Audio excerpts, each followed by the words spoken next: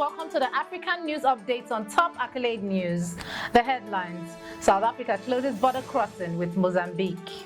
Senegal to receive first LNG cargo. UK Foreign Secretary David Lammy seeks to strengthen ties with Africa. President Ruto visits South Sudan.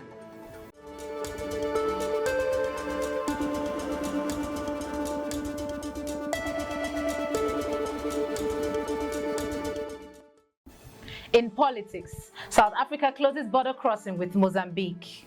South Africa has temporarily closed one of its busiest border crossing, the Lebombo Port of Entry, with Mozambique, following violent protests in the neighboring country. The clashes, which erupted after Mozambique's disputed presidential election, have led to deadly violence, with vehicles set on fire and an immigration office touched on the Mozambican side. While South African authorities say the situation on their side remains secure, they are taking extra precaution to ensure the safety of travelers. South Africa's Border Management Authority, along with the police and military, are working to secure the area as protesters continue to clash with authorities in Mozambique, leaving at least 18 dead. Travelers are being urged to use alternative crossing points until the situation stabilizes. Shifting focus to economy, Senegal to receive first LNG cargo. Senegal is set to receive its first liquefied natural gas cargo in early 2025, according to the Deputy Energy Minister. The joint project with Mauritania is on track, with first gas extraction expected this year. The completion of this and the Saguma oil development could make Senegal one of the world's fastest growing economies. However, the president is also conducting a review of oil and gas contracts, including those with BP, Woodside Energy, and Cosmos, to ensure the country secures the best possible deal. While the review could boost Senegal's share of revenues, experts warn that renegotiating the contracts at this stage could risk investor confidence. Now in international relations, UK Foreign Secretary David Lammy seeks to strengthen ties with Africa. UK Foreign Secretary David Lammy is nearing the end of his first ever tour of Africa, aiming to revitalize the UK's relationship with the continent. The trip, which focused on South Africa and Nigeria, marks the first visit by a UK Foreign Secretary to Africa in over a decade. Lammy emphasized a shift towards respectful partnerships with African nations, focusing on long-term growth rather than short-term solutions. Amid changing global dynamics and growing influence from countries like China, Russia, and the Gulf nation, Lammy seeks to foster deeper mutually and beneficial ties, particularly in sectors like trade and migration. With Africa's young population and growing economic potential, Lammy's visit signals the UK's commitment to positioning itself as a key partner for the continent's future development. Still in international relations, President Ruto visits South Sudan. President William Ruto has arrived in Juba, South Sudan, for an official visit aimed at advancing the Tumaini Peace Consensus, a key initiative designed to support the country's political transition and promote inclusive peace building. The president follows President Salva Kiir's trip to Nairobi in August, where both leaders reaffirmed their commitment to regional cooperation and sustainable development. Discussions will also focus on strategic infrastructure projects, including the Lapsset Corridor, aimed at boosting trade and connectivity between Kenya and South Sudan. The two leaders will further explore collaborative efforts within the African Union as both nations continue to deepen ties for a prosperous East Africa. You are watching the African News Updates on Top Accolade News. Do stay with us. Still to come.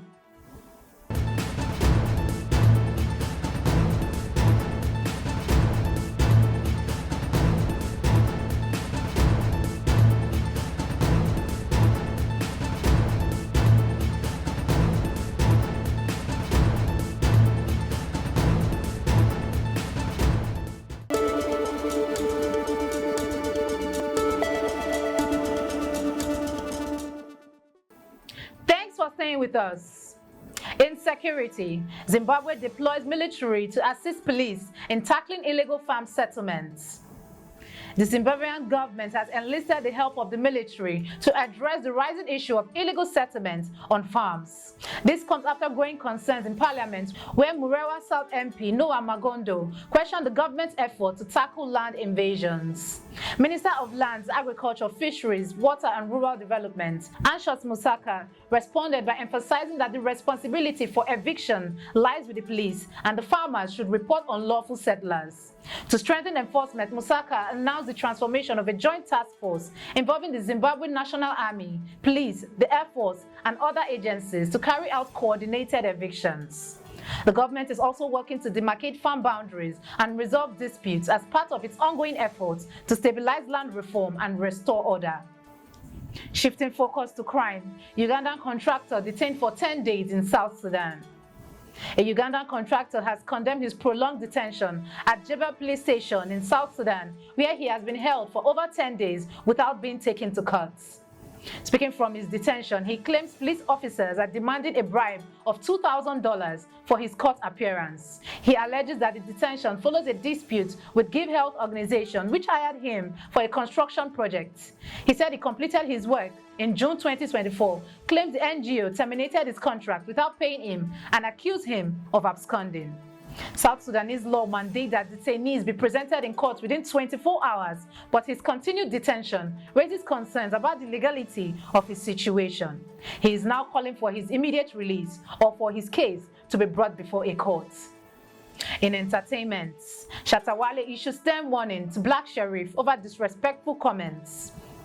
Ghanaian reggae and dancehall star Shatta Wale has issued a strong warning to fellow musician Black Sheriff, cautioning him against disrespecting established artists. The tension began when Black Sheriff shared a Snapchat post criticizing Shatta Wale's fashion choices. In a fiery response, during a live session on X, formerly Twitter, Shatta Wale, who recently expressed dissatisfaction with Black Sheriff's style in an interview, warned the young artist to tread carefully, saying he could end careers if disrespected. The online community has been divided, with some backing Shatta Wale's bold stance, while others criticize his approach. Now in sports, 2 men sentenced to 35 years for murder of Ugandan athlete Benjamin Kiplagat. 2 men have been sentenced to 35 years in prison for the murder of Ugandan Olympic athlete Benjamin Kiplagat, who was fatally stabbed on New Year's Eve last year. Justice Ruben Yakondi described the attack as cruel and premeditated, with the 2 men following Kiplagat before killing him in what police initially believed to be a robbery. Despite the family's emotional plea for life sentences, the court handed down the 35-year terms, which the family accepted, stating that justice has been served. That concludes our African news updates for today. Stay tuned for more African news and developments. Thanks for joining us. I am Mokocha Ojo-Orumi. Connect and engage with us on all our social media handles. Do have a wonderful day.